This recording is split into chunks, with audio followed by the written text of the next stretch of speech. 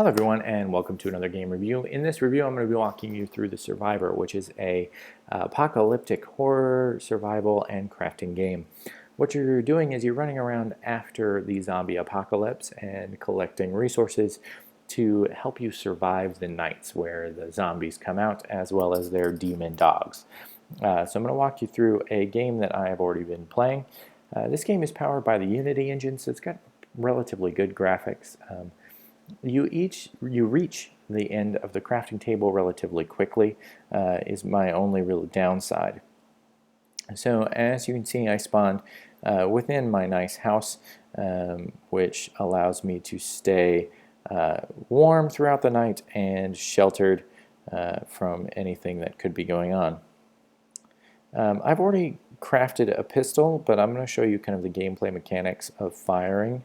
It's a little bit clunky just because it's hard to aim. So I find it more realistic to actually just get the animal close to you and then go ahead and engage in fighting the animal. I also like to use the knives and axes that are dropped by zombies during the night. Just because if I'm already getting that close to them, I might as well go ahead and use the melee weapons that are close by. Now the main point of the game is going to be harvesting resources. So you build axes and things like that from resources you collect. When you first start, you have just a simple stone in your hand that you use to knock down trees, which becomes a nice pile of wood for you to use. And then you can chip away also at large rock outcrops and collect stone, as well as other resources.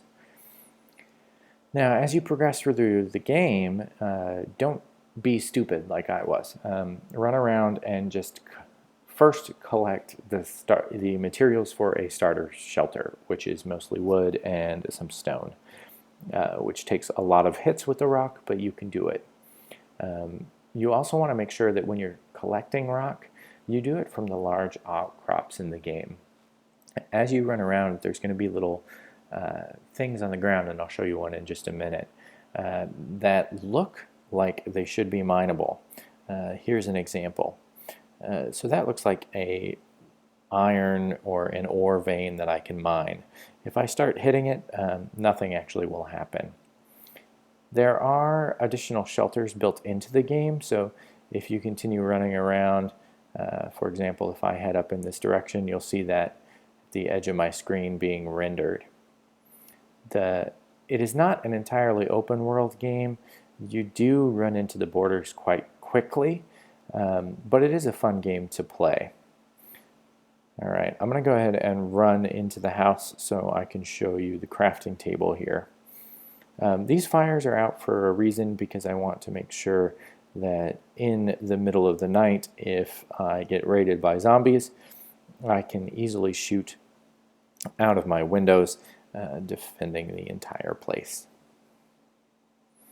Alright, so I went over to this furnace that I have in the corner here, which will let me show you the entire crafting table.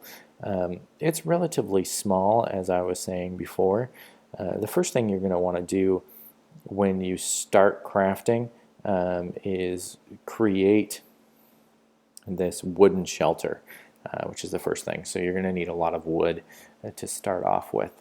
Then you can build additional wooden frames and progress to iron frames, and additional weapons and items as you go.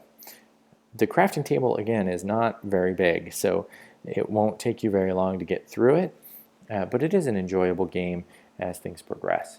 If updates come out and keep the game more interesting by expanding the world or adding additional craftable items, I think this will be a great game and a great survival crafting game on the iPad. If you have any questions about this review, feel free to leave a comment. If you want to see other videos and reviews, join us at victorfitzgerald.com. Thanks for staying tuned, and we hope to see you soon.